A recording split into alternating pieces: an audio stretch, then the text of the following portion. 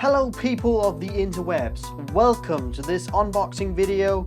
Stay tuned for the Audio Technica AT2020 and the comparison of the Røde NT1-a.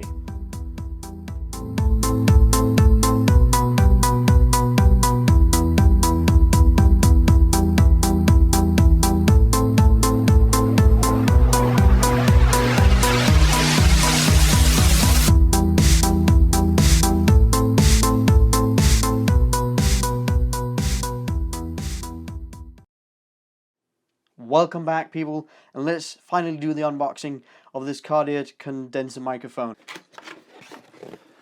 Right, inside you can see that you have this pouch and this contains something. We have the microphone here, nicely packaging, and manuals and warranty cards and such. So there's an instruction manual in different languages, standard stuff, and the anti-moist pouch thing with some gel in it. Do not eat these.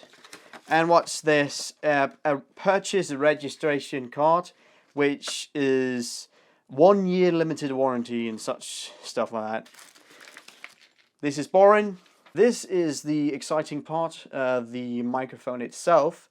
It's a cardioid microphone, which means it records only from one side in like a heart-shaped manner. This pouch contains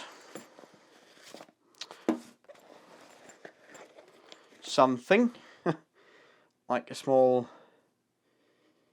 nipple. I don't know what is it called. And the mounting of it.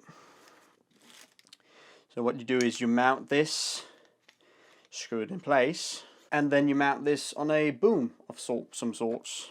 Now this microphone, unlike the Røde NT1-a, does not come with a XLR cable, the pop filter, or the shock mount, which the Røde NT1-a does.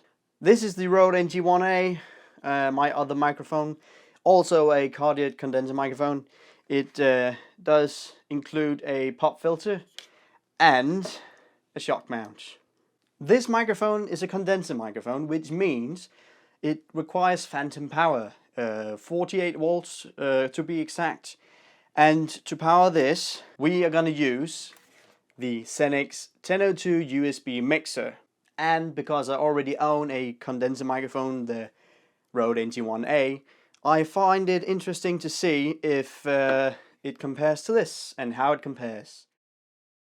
This is a sound test of the Audio Technica AT2020 without any pop filter or any post-production whatsoever. I am speaking about 2 inches from the microphone, and now I'm speaking about 10 inches from the microphone.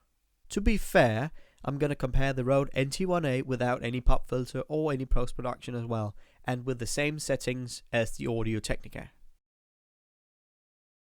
This sound test is from the Røde NT1-a with the exact same settings as the AT2020. My mouth is still about 2 inches from the microphone, and now it's about 10 inches from the microphone. Still no pop filter or any post-production whatsoever. There is a price difference though. The cheapest place I found the Audio Technica AT2020 was about £72. The Røde NT1-a was about £138. However, with the Røde NT1-a you still get the pop filter, the shock mount and the XLR cable. So thank you for watching this video.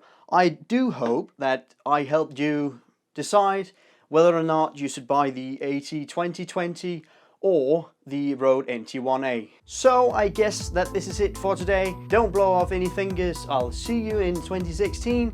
Happy New Year everyone.